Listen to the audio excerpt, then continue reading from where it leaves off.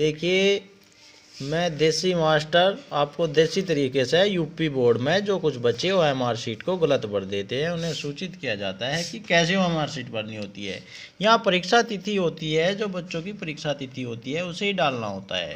परीक्षार्थी का नाम यदि आप यहाँ लिखना चाहो लिख सकते हो, कोई दिक्कत नहीं है। यहाँ आपको रोल नंबर जो दिया जाता है प्रिंसिपल यानी स्कूल में से जो आपको रोल नंबर दिया जाता है वो लिखना होता है, और जो आपका विषय कोड होता है वो आपके पेपर पे दिया जाता है वो लिखना होता है। यहाँ परीक्षा लिखनी होती है कि आप कौन सा एग्ज़ाम दे रहे हो। जैसे आप प्री बोर्ड दे रहे हो तो इसको कोला भर देना होता है। इसी प्रकार जिस प्रकार कक्षा 10 है तो आपको 10, यदि 10वीं क्लास में है तो 10, यदि 12 में है तो 12 वाला गोला भर देना है।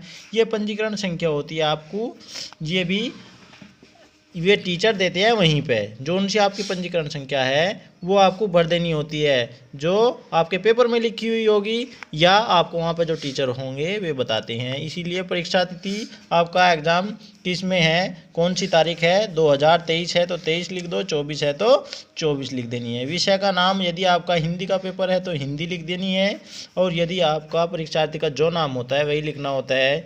ज़्यादा उसे बढ़ाकर नहीं लिखना होता है, जितना नाम आपके रोल नंबर पर लिखा हुआ है वही लिखना है। कुछ बच्चे इसमें भी गलती कर देते हैं। अनुक्रमांक होता है आपका रोल नंबर, जो भी आपका रोल नंबर होता है उसे आप पीछे से भरने की कोशिश कीजिए।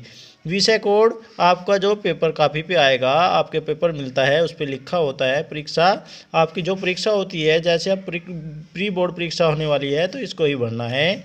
इसी प्रकार यदि कक्षा फिर यहाँ भी भरनी होती है, दोबारा से रिपीट करनी होती है। यदि 10 में है तो 10 वाला भरे, 12 में है तो 12 वाला भरे।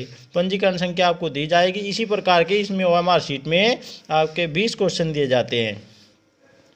इसमें एक टाइप का नंबर क्वेश्चन होता है जिसमें चार बेस होते हैं। ABCD करके आपका कोई क्वेश्चन लिखा जाएगा, उसमें ABCD करके 4 ऑप्शन दिए जाते हैं। ABCD जो भी होता है तो उस पर टिक वहाँ लगा देना है पेपर पे, या नहीं लगाओ तब भी काम चल जाएगा। जैसे आपका ये हो गया तो ये आपका सही आंसर होता है। जैसे D है तो D, इस प्रकार आपको भर देना है, और पूरा गोला भरना होता है। काली या नीली पेन से भरना होता है।